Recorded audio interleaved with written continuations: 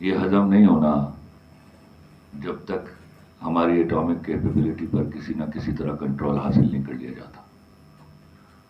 تو کیا کیا گیا؟ یہ خدا کے واسطے میں اس بات سے ڈر رہا ہوں کیونکہ بار بار جب میں فوج کا نام لیتا ہوں تو کوئی مجھے ان سے جوڑ نہ دے. میں اب آپ کو خلیل الرحمان قمر کو اس سے پہلے کہ آگے بڑھوں ڈیفائن کر لوں. 1965 میں 3 سال کا تھا. شاد باغ لاہور کا رہنے والا ہوں. تو وہاں جہاز گرا انڈیا کا اپنا جنگ میں. تو کوئی 700-800 لوگ جو ہیں اس جہاز کی طرف بھاگے اور لا الہ الا اللہ محمد رسول اللہ ان میں سب سے آگے خلیل الرحمان قمر تھا. مجھے ایک فوجی نے روکا غصہ کر کے. تو اللہ جانتا ہے کہ اتنا ہی غصہ واپس میں نے کیا اور وہ ہنس پڑا. تو ہے اس میں کوئی شک نہیں. میں نے اتنی بددیانتی دیکھی ہے کہ آپ مجھ سے دیکھی نہیں جاتی. تو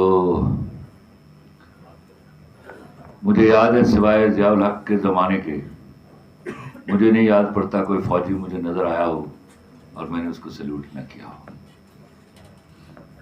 میرا بیٹا بعض اوقات اس بات پہ چڑھ جاتا تھا اور مجھے یاد ہے وہ چڑھنا اس کا موٹر وے کے سفر کے دوران تھا.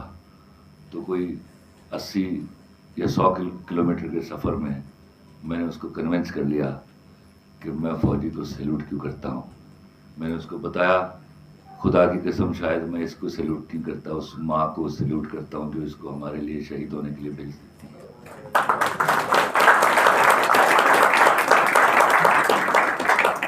میں جو اپنے بچوں کو سنبھال کے رکھتا ہوں اور اپنے آپ کو بہت بڑا پیٹریوٹ سمجھتا ہوں, میں اپنا کوئی بیٹا فوج میں نہیں بھیج سکا.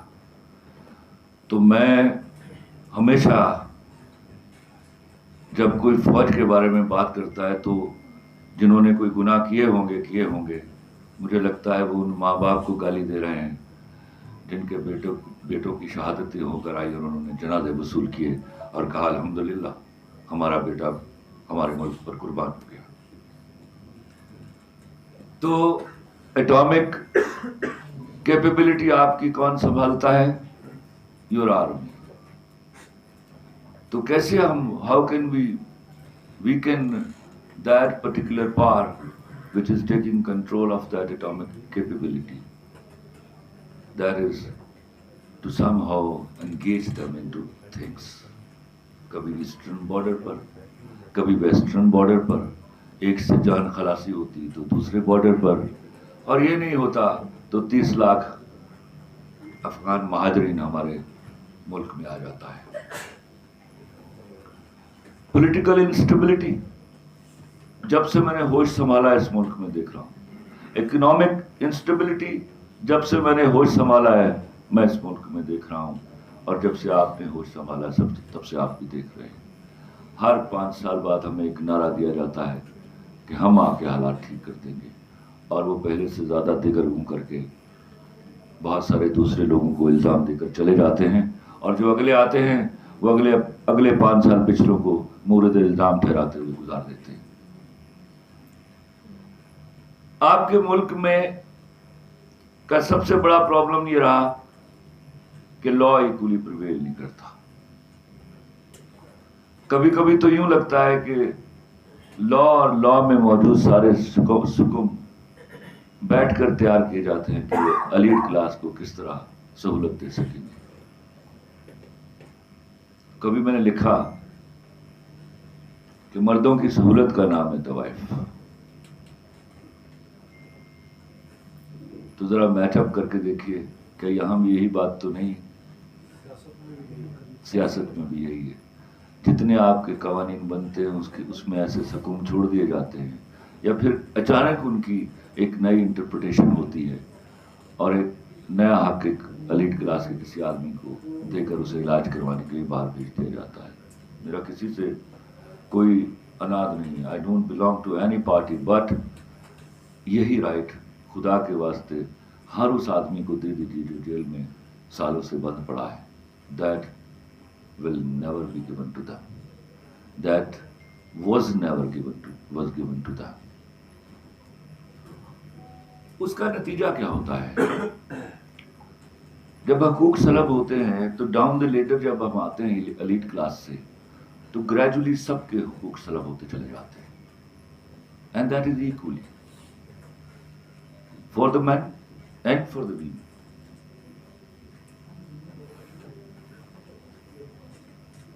یہ جو میں اکثر 35-37 کہا کرتا ہوں، 35-37 ان کے ساتھ ورگلائی ہوئی کچھ ہماری بچیاں. آپ کسی نے جو یہاں بیٹھے ہیں اشخاص، انہوں نے نظارہ کیا کہ ان میں کتنی خواتین تھیں جن کے سچ مچ حقوق سلب کر لیے گئے، بلکہ وہ تو کئیوں کے حقوق سلب کر کے کل شام کو اس فنکشن میں پہنچی تھی، اس فیسٹیوٹی میں پہنچی تھی. That was a festivity. So very true. آپ یاد کیجئے کسی کیمرے نے یہ ریکارڈ کیا ہو کہ ان میں سے کسی کی کوئی میڈ ان کے ساتھ آئی ہو؟ ہیں ان کے کوئی حقوق؟ نو. یہ برابری کی جب بات کرتی ہیں مجھے دکھ ہوتا ہے کہ یہ کیا گر کر مرد کے معیار پر آنا چاہتی. ہمارے ہاں تو اچھی عورت کا وہ رتبہ ہے جہاں مرد اس کی گرد کو نہیں پہنچ سکتا، خدا کی قسم نہیں پہنچ سکتا. فضیلت دی گئی مرد کو، تو یہ بھی اجتہاد کرنا باقی ہے کہ یہ فضیلت ذمہ داریوں میں تو نہیں ہے،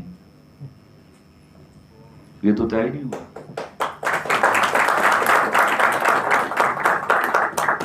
عورت کو نہیں کہا گیا کہ اس کے نام نفقے کا بندوبست کرو، ہمیں کہا گیا. تو یہ شاید فضیلت ہو، یا وہ فضیلت تھی جو تھوڑی فزیکل پاور ہے ہمارے پاس، تو اس فضیلت کے استعمال سے بھی منع کیا گیا کہ دیکھو نازک صنف نازک ہے، ہاتھ مت اٹھانا اس پر. تو شاید یہ قربانیاں دینے کا نام تھا فضیلت، ورنہ ساری زندگی ہماری تربیت کون کرتا رہا ہے؟ پہلے 20-25 سال ماں، باقی 40-50 سال بیوی.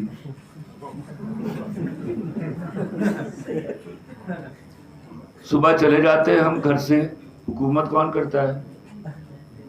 ہمیں تو رات کو فیصلے سنائے جاتے ہیں، ان میں سے کسی ایک فیصلے پر کبھی کبھار ہم خفا ہونے کی جرت کرتے ہیں تو صبح تک ذلیل ہوتے ہیں.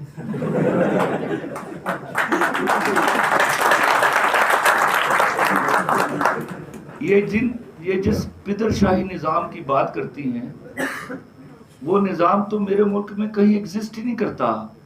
یہ ماں ہی بتاتی ہے بیٹی کو کہ کس طرح تم نے بیٹھنا ہے، اور ہم نے دیکھا اور ہم آنکھیں چرا کے گزر جاتے تھے. ڈانٹ پڑ رہی ہوتی تھی، یہ تو کس طرح بیٹھی ہوئی ہے.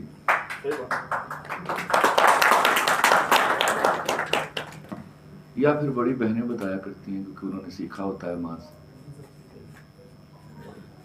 ہمارے اوپر تو گھٹیا الزام ہے، ہم تو تھک ہار کے تھکاوٹ سے چور رات کو گھر پہنچتے ہیں تو ہم چاہتے ہیں کہ خدا کے واسطے آج میں نے کوئی نوا قصہ نہ سنائی، میں سو جاؤں آرام سے، میری تھکاوٹ دور ہو جائے.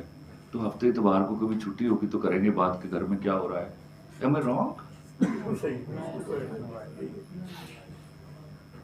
بلکہ میں نے تو کئی دفعہ آ کے پوچھا ہے کیا ہو رہا ہے، تو مجھ سے پوچھتی ہے کہ کیوں پوچھ رہے تو.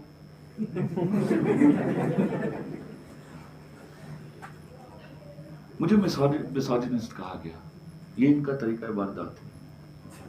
اچھا میں رک گیا کہیں، یہاں بعد میں آتا ہوں.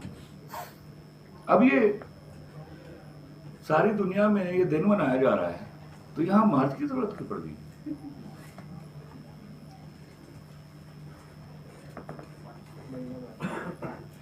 شروع میں جب انڈیا 12 لاکھ کی فوج لے کر کشمیر پر چڑھ دوڑا تو ہم سارے بہت دکھی تھے.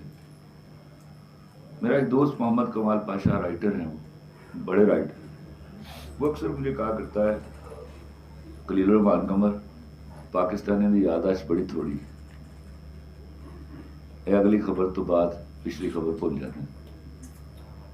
تو یہ ایک اگلی خبر ہے which is to be given to the international media کہ divert your eyes from Kashmir issue. ہم جو اتنی محنت کرتے ہیں اس کو انٹرنیشنل میڈیا کیا کر رہے ہیں کہ آنکھوں میں لانے کے لیے اٹ از ٹو بی ڈیورٹڈ. نو، وہ بیوقوف لوگ تھے جنہوں نے کل ان کے مارچ پر پتھراؤ کیا ہے، وہ جاہل لوگ تھے جنہوں نے ان پر پتھراؤ کیا ہے.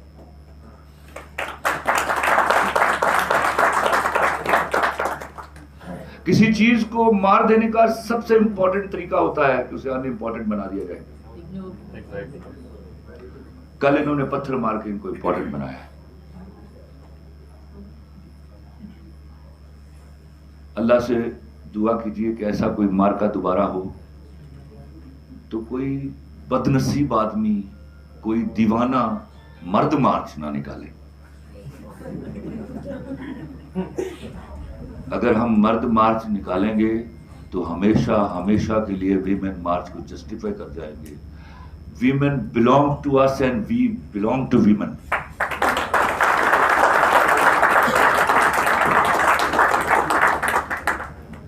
نہ ان سے پوچھے بغیر ہماری زندگی کو چلانے کی کوئی اوقات تھی، نہ ہے، نہ ہوگی. غلطیاں کی جا رہی ہیں، وہ غلطیاں جو یہاں شورش بپا رکھے، جو ہمارے اداروں کو انگیج رکھے ود ان دا کنٹری. اور سب سے بری جنگ وہ ہوتی ہے جو کسی فوج یا کسی لا انفورسمنٹ ایجنسی کو اپنے ملک کے اندر لڑنی پڑتی ہے. اکانومی تباہ ہو جاتی ہے، پولیٹیکل سچویشن ڈسٹرائے ہو جاتی ہیں، ایجوکیشن کا بیڑا غرق ہو جاتا ہے جو آلریڈی ہو چکا.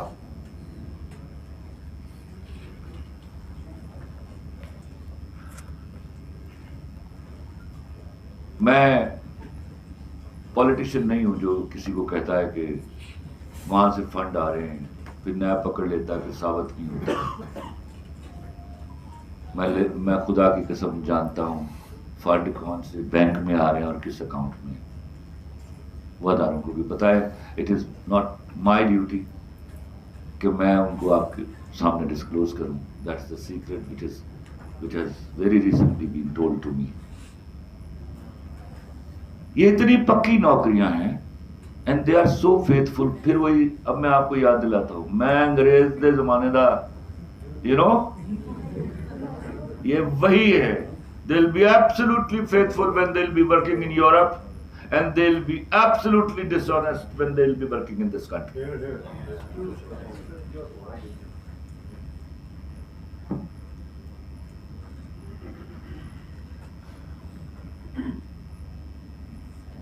میرا خیال ہے میرا ملک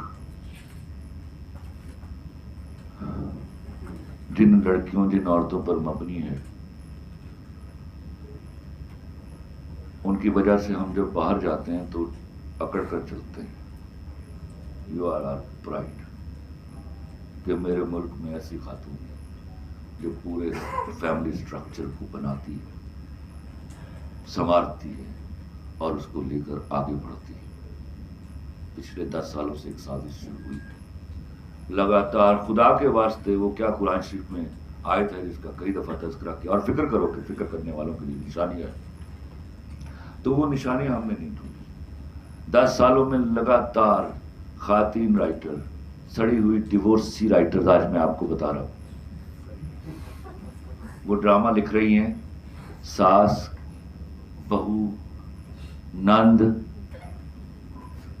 اور بھابھی کے اوپر، اور گالی دے رہی. کبھی ساس کو گالی دی جاتی ہے، کبھی نند کو گالی دی جاتی ہے، کبھی بھابھی کو گالی دی جاتی ہے. کون ہے یہ سب؟ عورتیں. اس کے بعد باقی کیا بچتا ہے؟ بیٹی. تو وہ بیٹی بھی ہوتی ہے جو لکھ رہی ہے اس وقت، عین اس وقت وہ ایک ساس. اگر وہ ساس نہیں ہے تو وہ بہو ہے، بہو نہیں تو نند ہے، نند نہیں تو بھابھی ہے، بھابھی نہیں تو بیٹی.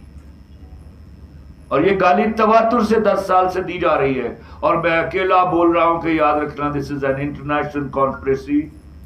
ہمیں موضوعات سے ہٹا دیا گیا اور اسی ایسے ہی فلیم میں دامے در میں کتے کی طرح منہ کھول کر مرد کو گالی دے دی جاتی.